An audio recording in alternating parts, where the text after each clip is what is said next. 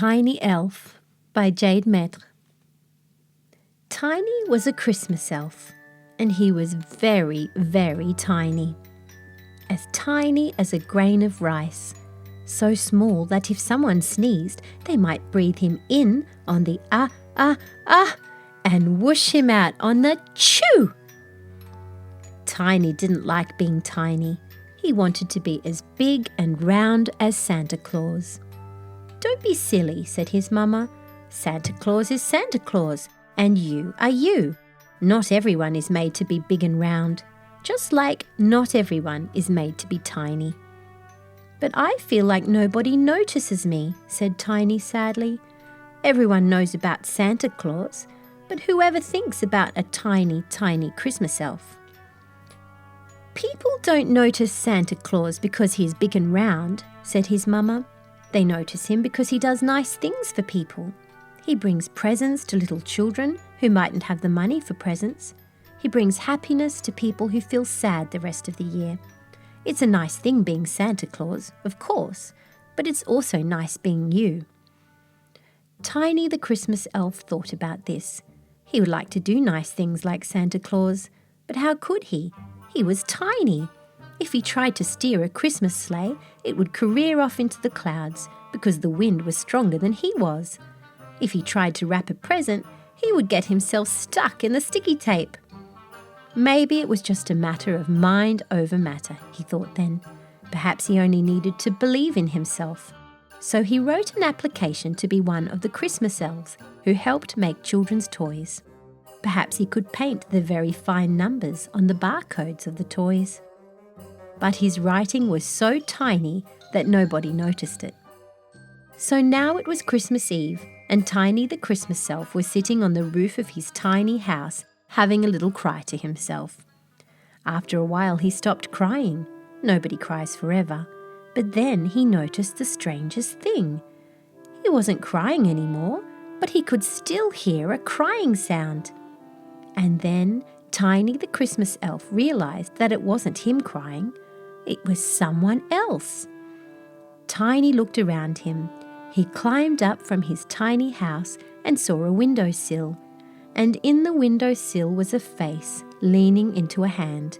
It was a wet face. It was a little boy, a sad, sad little boy, crying on Christmas Eve. Tiny the Christmas elf climbed up to the windowsill and stood in front of the little boy's sad face. He was as tiny as an ant, so he held onto the window frame tightly in case the little boy breathed in too deeply and whooshed him up. "Hello," he said in his tiny, tiny voice. "What's wrong? Why are you crying on Christmas Eve?" And incredibly, the little boy heard him. "Hello, funny little elf," sniffed the boy. "I'm crying because it's Christmas Eve and I'm so excited about Santa Claus coming that I can't sleep. But my mum and dad just told me that if I don't go to sleep, Santa won't come. And I'm trying and trying, but I just can't go to sleep. Santa will be here. How can I possibly go to sleep when Santa is here?" "That is a conundrum," said Tiny the Christmas elf. "It's true that Santa can't come if the children are awake. And it's true that it's really hard to sleep when you're excited. About the presents and the food and my cousins are coming tomorrow." Yes, said Tiny the Christmas elf. "I can see that." Tiny thought hard. "What if I sing a tiny, tiny little song in your ear to help you go to sleep?